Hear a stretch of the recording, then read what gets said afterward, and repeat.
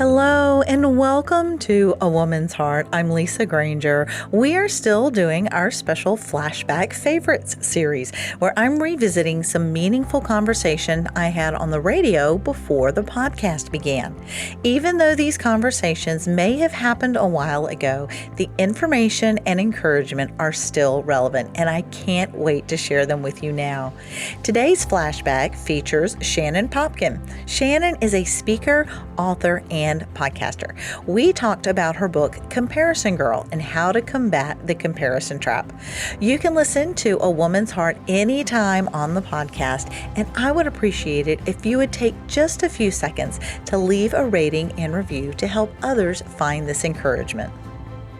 Good morning, and I am so honored and privileged to have this morning Shannon Popkin, and I really believe that people are going to be so blessed and inspired and encouraged by our conversation today. Shannon, thank you so much for joining us. Oh, Lisa, it's a pleasure. Thanks for having me. I am curious for you to share maybe just a little bit of something about yourself that's not in your regular bio.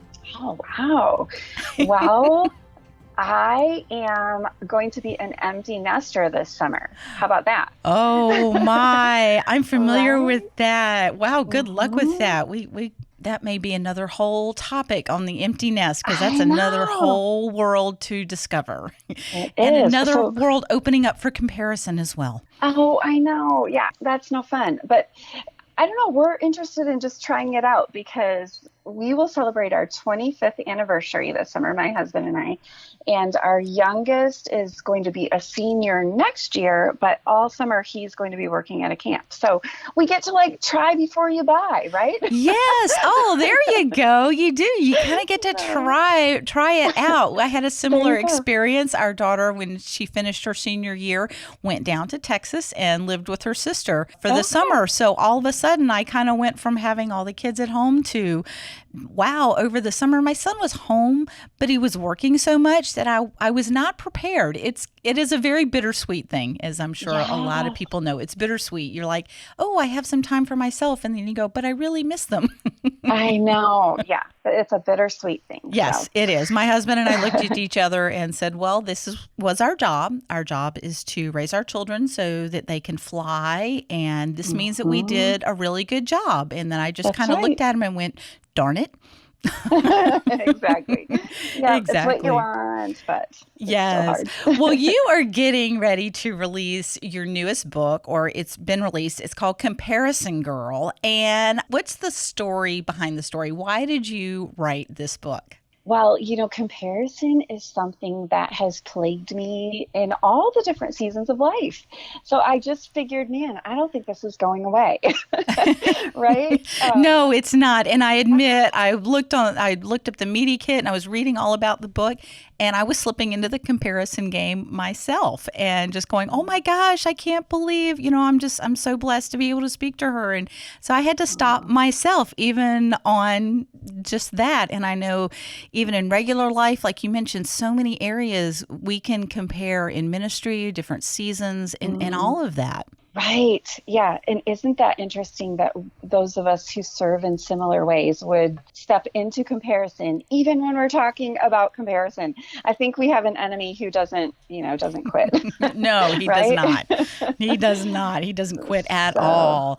Yeah. But I can relate to that though, just even in the topic, slipping into comparison. But yeah, I can remember as a little girl, I can remember as a teenager, I can remember as a young mom. And now that I'm reaching these empty nest years, comparison is just something I'm still struggling with. So that was kind of what prompted the book. I need something to help me with this. Let's just be done with this already, right? So, yeah, so I guess that was your cue to dive into it and say, okay, this is something we're struggling with, and let's look into it and process through so that maybe we still struggle with it, but maybe not quite as much. Yes. Well, and I do feel like I've found some tools that are helpful. So it's not that I'm never going to struggle with it, but I know now, I feel like I have my bearings. I understand that comparison is a setup, and I can either fall right into the trap the way that I have my whole life, or I can do it differently the way that Jesus taught us. Oh, wonderful. Well, hopefully I'm looking forward to you sharing some of those tools. And I suspect part of that has to do with on the cover of the book is there's a measuring cup. There's someone holding a measuring cup and they're pouring liquid out of that measuring cup. And in a lot of the quotes that I saw, there's a lot of references to this measuring up and the measuring cup that we have. So how did you come up with that metaphor and what are some of the lessons that we can learn from that? Right. Yeah. So that metaphor is really tied to Philippians 2, which talks about how our Jesus did not come into the world bent on proving that he measured up. Even though he was equal with God, equality was not something that he wanted to hold on to. But instead, Jesus emptied himself and made himself a servant. And he poured his life out on the cross. And so Jesus is our beautiful example of emptying himself. And because Jesus emptied himself, he was given the name that is above all names. That's what Philippians tells us. And so I think in that verse, there's just so much packed into Philippians 2, 4 through 7. You know, we could spend our whole time talking about those verses. But what I really pulled from that is, you know, in heaven, there is a way to be great. And it's completely different than the way to be great here in the world. So the way to be great in heaven is not about trying to prove yourself and measure up and prove that you have just as much in your measuring cup as somebody else. But in heaven, greatness is displayed by emptying ourselves and pouring out what we've been given, because Jesus is the greatest example of that. He's given the name that is above all names. But here in the world, like, we're just so tempted to do exactly the opposite. There's a verse in James chapter 3 that talks about if you have bitter jealousy or selfish ambition in your hearts, this is not the wisdom that comes down from above, but is earthly, unspiritual, and demonic. So that's the world's way of trying to measure. It's like this bitter jealousy is looking over at, like, wow, what's in her measuring cup? I wish I had what she has. I wish I had as much as she has, or whatever. And selfish ambition, that's trying to prove, like, oh no, I have more in my cup. And that's the world. The world's focus is always looking at the lines on the side of our measuring cup. It's always putting my cup next to your cup and measuring the lines.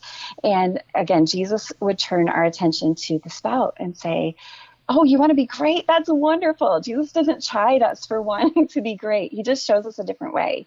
Here's the way to be great in the kingdom. You take whatever you've been given and you empty yourself in humility and you pour out what you've been given. And that is the way to be great. It's just this upside down greatness. But it's so beautiful, because I think if we look at other people who lift others up and use what they've been given to humble and serve, they are great in our eyes. Yeah, they are. And so that's the kind of greatness that we're inspired by in Jesus and we're called to. Yeah, and the kingdom is definitely upside down from a lot of the world. And I love one of these quotes here in referring to the measuring cup. You say, when I tip my measuring cup, the lines become beautifully irrelevant. Right. Yeah. It's only when you're looking at it straight on and trying to, exactly where is it? That's when it's important. But then when you're pouring out, those lines don't mean anything. It doesn't mean anything when you're pouring yourself out. And it is a very backwards, kind of upside down way of looking at it from the world's perspective, but it really is a lot more satisfying. Right. Yeah, exactly. If you look at that measuring cup tipped to one side, you can't both be pouring and measuring at the same time. If you're measuring, it's got to be straight. You know, you want it on a flat surface. Mm-hmm. You want to, you want to look at it right next to somebody else's. But if you're too busy pouring out and serving and humbling yourself, making yourself the small one in the room, well, then your eyes just aren't on these lines and measuring. You can't be doing both at the same time. So if you want to be done with measuring and comparing and all the icky feelings that come with that, well, then just get busy with the business of serving. like asking yourself, okay, I'm going to be entering this room. Maybe my friend Lisa is going to be there, or others that are going to be there that I'm tempted to compare myself with. I want to walk into this room, and instead of comparing and feeling better than somebody else or less than someone else, I'm going to be just looking around for, okay, what do I have to serve? Who can I lift up today? Who can I encourage? What do I have in my measuring cup that is meant for someone else today? And it's a completely different mindset. And there's so much freedom that comes from looking at our gifts that way, and at our opportunities that way, and at other people that way also. Absolutely. Well, I'm reminded when you mention that, when you walk into a room, I think Jill Savage is the one who says you can either be a here I am person, and when you walk in the room wanting everyone to look at you, or you can be a there you are kind of person, that when you walk in the room, oh, there you are, and you're making the other person feel important. And the other quote that you have here that I really like that connects to this is, a me-free mindset allows me to be inspired, not intimidated by those who are exceptional. It allows me to connect rather than compete. And it's so much nicer to be able to then connect with someone and find those common points and build each other up than to try to be tearing each other down. As I mentioned earlier, I was like, wow, I'm so impressed. I get to speak with Shannon, and I get to be a part of sharing her message. And I can look at it that way, in which case it's blessing me and it's blessing everyone else, than to think, oh, I need to see how I can do something to be better. It works so much better the other way. Yes, it's so true. We can either be inspired by each other, and wow, she has something to offer me. Like, there she is. And, I would love to learn from her. I'd love to receive from her. And then also, like you mentioned, looking for, how can I build her up? How can I be encouraged by her, both receiving from her, and how can I give to her? And that is really what brings us together. When we're intimidated by each other, Lisa, we just pull away, or we posture and try to make ourselves look perfect. And, and we have to keep our distance if we want people to think of us as really lifted up and perfect. Jesus said that the Pharisees, he compared them to whitewashed tombs, which was, really, kind of harsh. That was a striking, right. And that was not until the very end. That was just a few days before Jesus was going to the cross. And I feel like he just pulled out all the stops. And I mean, this had been years of them trying to track him down and pin him to the wall, and him just saying, look, woe to you who, and he gives them all these woes. And he's like, you are trying so hard to look perfect. They've got their fringes on and their little boxes tied to their heads with Bible verses. And they're trying to look so important and have all of the important seats and all of the people looking at them and honoring them. And Jesus says, yeah, you look really nice from a distance. The reason that they would whitewash the tombs in the spring was because people were coming to Jerusalem, and it was like this symbol, like, stay away, because if you touched a tomb, then you were unclean and you had to purify yourself. And so it was like this stay away thing. And they really looked pretty from a distance. But everybody knew that it was a tomb. There were dead things inside. And those of us who try to look perfect and beautiful and like from a distance and have to maintain the perimeter because we look so perfect, and we don't want anyone to be too close because they might see our flaws. Like, there's just deadness inside of that. That is not what we're called to. That's just insecurity and pride and all of those icky, ugly things. And Jesus says, you know what, let's just throw open the door of the tomb. Let me come in and clean all that out, and let's have some life in there. And, let's just be done with this dead way of living.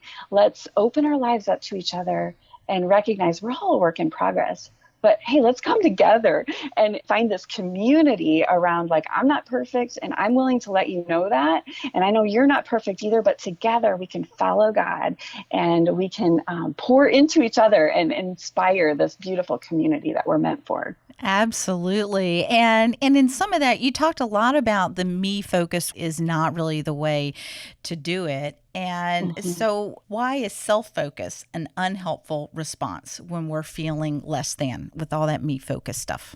Right. So I think sometimes what we do is when we feel less than or we feel intimidated, what we try to do is compensate with, Well, okay, but here's the ways that I'm really great. Here's the way, like we do that with our little kids. Like, well, I know, honey, you're not good at sports, but look you're really good at this. You're better than him at that.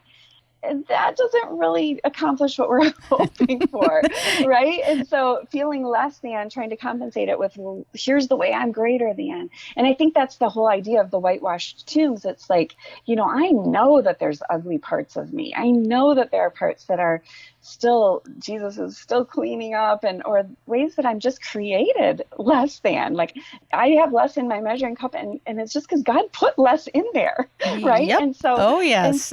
right. And so, but compensating isn't, well, no, I'm going to find some way that I'm better than, there's more in my measuring cup. Neither of those, both of those are very self-focused. Feeling intimidated and insecure, there's a lot of self-focus in that.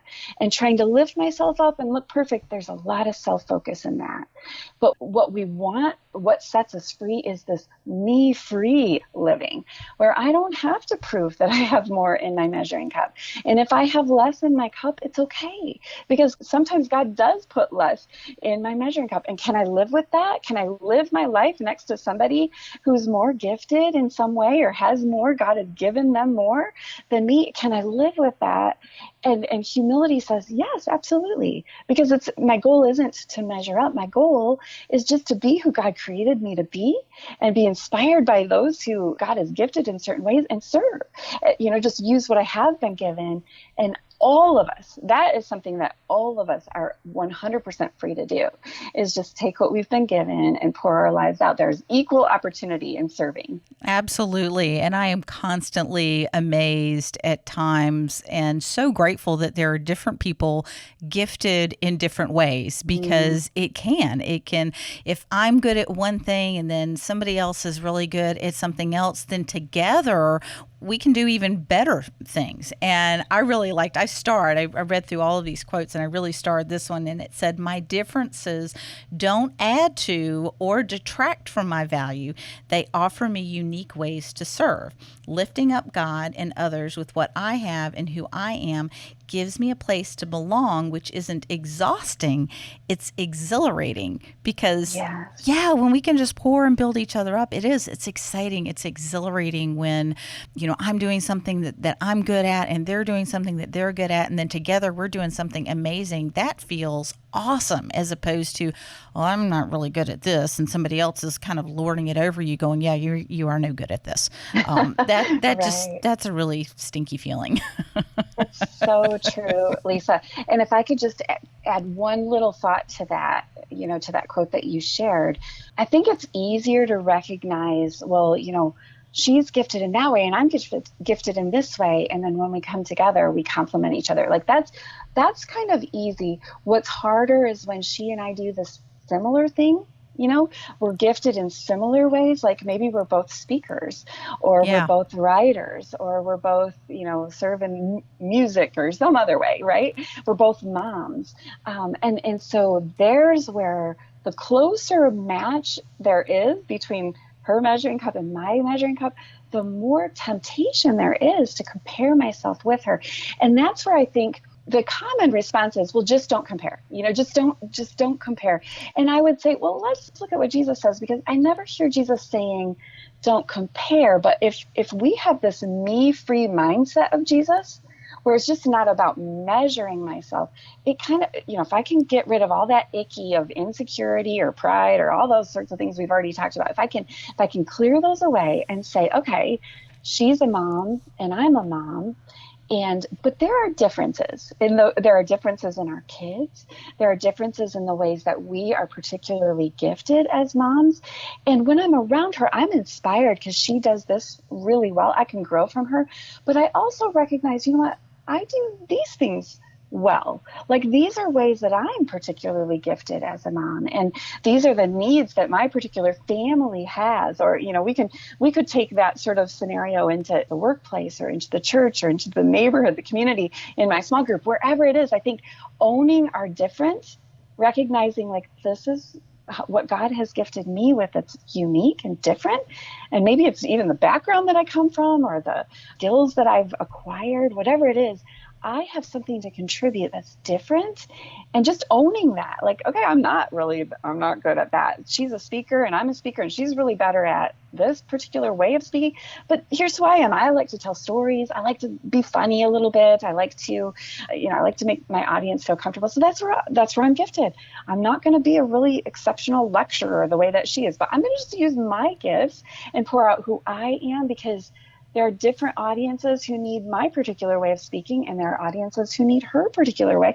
And we can just coexist and serve in the ways, that sort of sharpens our focus with how am I supposed to serve? Absolutely. I think that's great. And I don't know if it's in the book or not, but I was reading Galatians 5:25 and 26. And in the Message version, you may be familiar with this or not, I really thought it was very apropos for today. And if you don't mind, I'm going to read this one. And it says, "Since this is the kind of life we have chosen, the life of the Spirit, let us make sure that we do not just hold it as an idea in our heads or as a sentiment in our hearts, but work out its implications in every detail of our lives. That means we will not compare ourselves with each other as if one of us were better and another worse. We have far more interesting things to do with our lives. Each of us is an original." And I loved that part. It says we have far more interesting things to do with our lives than to compare each other. Yes, I completely agree. Comparison is really a distraction. If I am all tied up in knots because I am comparing with you and measuring my life against yours, it really distracts me from the work I'm supposed to do in the first place. And I think our enemy knows that, at least. I think he wants us to get all tied up in knots and be all interested and intrigued and leaning into, well, how do I measure, what are they saying about her versus me? Right? That's such a distraction. Like, set that aside. It's a trap. It's a setup. And I'm going to just sidestep that bait, and get back to work. Get back to the work of, okay, what do I have in my measuring cup and how am I intended to serve? And you know what? I really love the parable of the talents.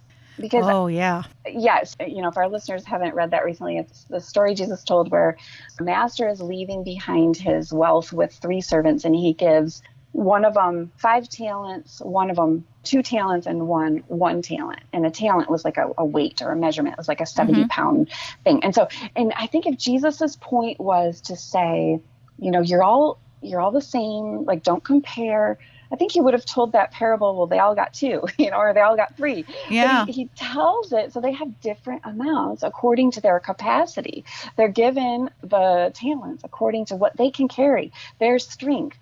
And, I think it begs the question, am I going to be able to live and work and serve God next to somebody who's been entrusted with more and who has a greater capacity? Can I live with that? Or am I going to just feel inadequate and just bury what I've been given? That's the wrong response. And that's really what we're tempted to do when we're comparing and feeling less than. We just want to bury it and just not, I'm not even going to try. Oh, yeah. But look at the guy with 2 and the one with 5. They both doubled what they had been entrusted. And they both got the same exact response from the master. They're both told, well done, good and faithful servant. And that's the great equalizer. All of us have the potential of hearing, well done, good and faithful servant, because we've all been entrusted with something. We all have a capacity level given by God. And if we just are willing to work within our particular giftings, our particular capacities, and multiply what we've been given for the kingdom, then each of us can anticipate hearing, well done. Very good. I agree. And that is my hope. And my prayer is that to hear well done at the end, and that I can use what I have. Because I do tend to bury the talents at times when you're comparing or you're stuck in fear or any of those. It's very easy to pull back and just bury it all. Isn't it? And like those verses in Galatians, I love it. What was that translation again? It was the Message translation. It's Galatians 5. It's actually 26 in the Message translation. But I do. It says we have far more interesting things to do. And I was like, well, that's one way of putting it. Yes. Like, it's such a distraction to be measuring. Like, I only got 2 talents and you got 5. Like, that's really just not the point. Like, let's just get back to work, right? Yeah. Because we have work to do. All of us have work to do. Spurgeon wrote a sermon about the 2-talent worker. The whole sermon is focused on this one who only had two. And he says, I think that God loves variety. He doesn't create anything the same. The flowers are not the same. Yeah, flowers, the birds trees, birds. Yes, everything is. There's a variety in everything we see, and also in people. And that's by God's design. He likes that. And he has given us different realms to serve in. And Spurgeon says, maybe he didn't give the gifts of like a poet that would inspire a whole nation. He didn't give it to this woman who's a teacher in a rural situation, because if he did, she'd be frustrated. She wouldn't be able to use her gifts of this poetry. And then if she had the gifts of a poet, the little school would miss out on having their teacher. They love their teacher. So it's like we each have our role. We each have our place. And can we just be content with that? And can we just recognize like, wow, God, you made me uniquely gifted and with the exact capacity level to match the assignment list that you have for me. And I'm just going to go ahead and get busy and get working on that. Well, that is awesome. And I know there's just so much more wisdom that is in this book that you can share. And I don't want to forget to ask you to tell us how to get in touch with you, to find the book or to contact you if they want more information or some more of your resources. Please tell us how people can connect with you. Oh, I'd love to. Yeah, so the title of this book we've been talking about is Comparison Girl, Lessons from Jesus on Me-Free Living in a Measure Up World. And it is a Bible study. It's a 6-week study, and we have some video teachings and a workbook. Those are all available on wherever you buy your books. And you can also check out comparisongirl.com. You can buy them there. And, I have some freebies there too, Lisa, some prayer cards and some little screensavers for you, lots of measuring cup stuff. Oh, wonderful. I'd love to share that. Maybe we can share a link too to get those freebies. Okay, that sounds great. And do you have any other final encouragement to give us? Any who's struggling with all the comparison and the jealousy, or any final tools and encouragement you want to share? Right. Yeah, jealousy and, the perfectionism, that drive of I have to measure up, I have to be better, I have to be the best, or I'm so sick with jealousy because she's getting ahead. That is all really what your enemy wants for you to be focused on. And he is going to keep whispering those messages, and they're everywhere in our world. Everywhere you turn, you're told, you have to measure up. You should be ashamed when you don't measure up. And I just would invite our listeners, Lisa, to recognize that is not the voice of your Jesus. No. Jesus never said anything remotely like that. Open your Bible. Look at all the verses that are in red. Those are the words of Jesus, and you will never find him even one time saying you have to measure up or you should be ashamed because you're falling behind. He never said anything like that. Jesus said exactly the opposite. He said, the greatest is the servant. And whoever humbles herself shall be exalted in heaven. Whoever puts herself last and puts others first, a mom of little kids who's always putting their needs first, she is going to be first in heaven. It's, just recognize that this world that we live in, you might feel this jealousy. You might feel like you're falling behind. You might feel this like, I have to do better and measure up. But that does not represent the world that's to come. So I would just say, lift your eyes beyond this world and listen to the voice of your shepherd. What is he saying? If you're feeling all this angst and struggle, what would he say to you? Because it's not what the world would say. Amen. That is beautiful. Thank you so much, Shannon, for joining us today and sharing your wisdom and your thoughts and your encouragement and encouraging us not to compare and to really listen to what Jesus has to say. So I thank you so much for joining us today.